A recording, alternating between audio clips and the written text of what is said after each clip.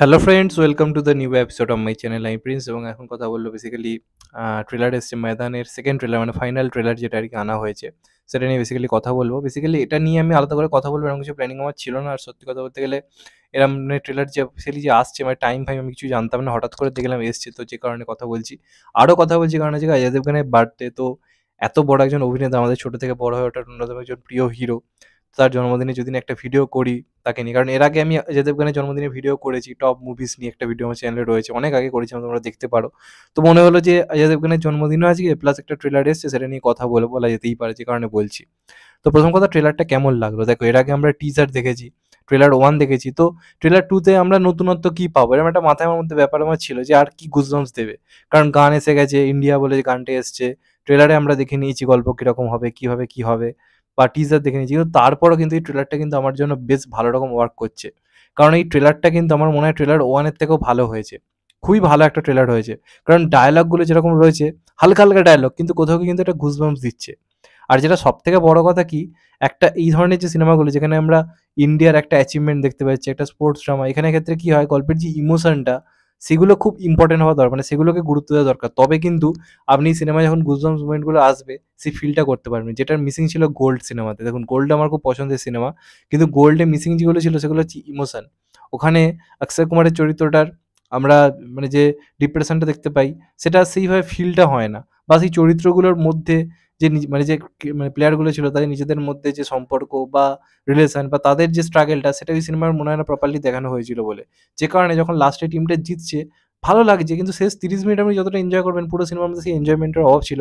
কারণ সেই ড্রামাটা বিল্ড করা হয়নি। কিন্তু এই সিনেমাটার ক্ষেত্রে সেই ড্রামাটা কিন্তু আমার মনে হয় বিল্ড হতে চলেছে। আর আমরা ইতিমধ্যে ব্যস্ত রয়েছি বিএমসিএম এবং মির্জা নিয়ে। মানে এই দুটো সিনেমা নিয়ে বেসিক্যালি আলোচনা হচ্ছে। তুলনামূলক কম আলোচনা হচ্ছে ময়দান নিয়ে। তো আমার মনে হয় এই সিনেমাটা কিন্তু কোনোভাবেই হালকাভাবে নেওয়া যাবে না। আমরা ভেবে নিচ্ছি ময়দান হয়তো একদম চলবে না, একদম উড়ে যাবে। আমার মনে হয় না এমনটা হবে বলে। কারণ এটা কিন্তু একটা নিজস্ব স্টাইলাইজেশন এ সিনেমাটাকে বানিয়েছে। একটা বাংলার কানেকশন রয়েছে। প্লাস এমন একটা জিনিস নিয়ে গল্প যেটা নিয়ে আমাদের এর আগে কখনো কাজ হয়নি। এবং ফুটবলের একটা বিরাট জনপ্রিয়তা কিন্তু আমাদের এখানে রয়েছে। প্রবলেম যেটা হচ্ছে কি, ভুল টাইমে আনা হচ্ছে। ঈদের টাইমে আমার মনে হয় না এই সিনেমাটা খুব একটা যাবে বলে।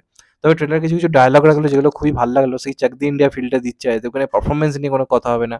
দারুণ লাগছে। তার মধ্যে যে ইনটেন্সটা, সেটা দারুণভাবে সুন্দরভাবে ফুটিয়ে তুলেছে অজয় দেবগন। এবং কিছু, কিছু ডায়ালগ খুব ভালো লাগে। যেমন একজনকে বলা হচ্ছে যে, হায়দ্রাবাদের ছেলেকে সরিয়ে বাংলার ছেলেকে নেওয়ার চেষ্টা করছে। মানে যে বাংলাকে চিরকাল হেয় করা। কিন্তু এই কোচ বাঙালি প্লেয়ারদের উপর ভরসা রেখেছিল। তো যে কারণে বলা হচ্ছে, দেখুন বলছে যে আপনারা এখনো ভেবেছিলেন যে আজকে ইন্ডিয়ার টিমকে নিয়ে কথা হবে, কিন্তু আপনারা সেই বাংলার হায়দ্রাবাদ নিয়ে পড়ে রয়েছেন। এই যে ডায়ালগটা কিন্তু আজকের দিনেও খুব রিলেটেবল। কারণ আজকের দিনেও ইন্ডিয়া টিমে কিন্তু কোনো বাঙালি ছেলে যদি খুব ভালো খেলে, তাকে কিন্তু নেওয়া হয় না। তার জায়গায় সেই হায়দ্রাবাদ, মুম্বাই এসব দিকেরই প্লেয়ার নেওয়া হয়। তো ওই জিনিসটা তখনও ছিল, এখনো রয়েছে। তো এই যে কিছু মোমেন্টস রয়েছে, সেই মোমেন্টস গুলো খুব ভালো।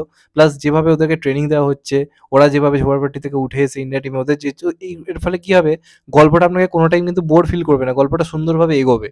তো সেই ট্রেলারও সেই আভাসটা দিচ্ছে, প্লাস যে ইমোশনটা খুব ভালো রাখা রয়েছে। যে লাস্টে বলা হচ্ছে দেখবেন একটা জায়গাতে যে কান বন্ধ করে খেলো। বাকি জায়গায় কি বলা হয় যে দর্শক রয়েছে, দর্শকরা আসে বেসিক্যালি আরো মানে মোটিভেশন দিতে, কিন্তু এখানে উল্টো হচ্ছে, এখানে দর্শকরা খিল্লি করছে। তো যে কারণে অজয় দেবগন বলছে যে কান বন্ধ করে খেলতে হবে, নাহলে কিন্তু পারবে না। তাই ওই মানে এত লোকের কানে মানে আওয়াজকে কানের ভেতর গুরুত্ব না দিয়ে নিজেরা নিজেদের খেলাটা খেলো। ওই ডায়লগটা দারুণ হয়েছে। কারণ এই টিমটার সমর্থনে কেউ নেই। এই ব্যাপারটা আমার দারুণ লেগেছে। আর তার সঙ্গে, সঙ্গে ফুটবল খেলাটাকে তো দারুণভাবে দেখিয়েছে। একটা অদ্ভুত কালার গ্রেডিং রাখা হয়েছে সিনেমাটার মধ্যে, যেটা ওই যে এরাটা, সেই ফিলটাকে খুব সুন্দরভাবে দিচ্ছে। প্লাস এর মানে ব্যাকগ্রাউন্ড মিউজিক তো রয়েইছে। তো এটাকে আমার মনে হয় না কোনোভাবে হালকাভাবে নেওয়া যাবে বলে। যদি এটার রিভিউ পজিটিভ আসে, আমার মনে হয় কিন্তু সিনেমাটা ওয়ার্ক করবে, এবং বড়ে মিয়াঁ ছোটে মিয়াঁর জন্য কিন্তু একটু হলেও চাপ হতে পারে। মির্জার দর্শক পুরোপুরি আলাদা। মির্জার এতে খুব একটা কিছু চাপ হবে বলে আমার মনে হয় না। তবে বড়ে মিয়াঁ ছোটে মিয়াঁ কিন্তু যদি খুব ভালো সিনেমা না হয় বাই চান্স, আর যদি এটা ভালো সিনেমা হয়ে যায়, কিন্তু অজয় দেবগন কিন্তু আবার কিন্তু ভালো বক্স অফিস আনবে। শয়তান অলরেডি সুপারহিট হয়ে গেছে। মায়ানদনে যে হবে না এমনটা কিন্তু বলা যাচ্ছে, কারণ ট্রেলার বেশ ইমপ্রেসিভ হয়েছে। দুটো জিনিস অলরেডি দেখে নিয়েছি, টিজার, ট্রেলার 1। তারপরে যখন ট্রেলার 2 আপনাকে সেম গুজবাম্পস দিচ্ছে, তার মানে বুঝতে হবে কিছু তো মানে ব্যাপার রয়েছে। তো আমি বেশ এক্সাইটেড এই কাজটা নিয়ে। অবশ্যই দেখবো। তোমাদের এটা নিয়ে কি মতামত অবশ্যই কমেন্ট করে জানাও। আর চ্যানেলটা নতুন হলে চ্যানেলটাকে সাবস্ক্রাইব করে দিও and get the bell icon. ভালো থেকো সবাই, টেক কেয়ার, নমস্কার, আবার দেখা হবে। এখনো তো বাই। সবাই ভালো থেকো, সুস্থ থেকো, নমস্কার, টেক কেয়ার, আবার দেখা হবে।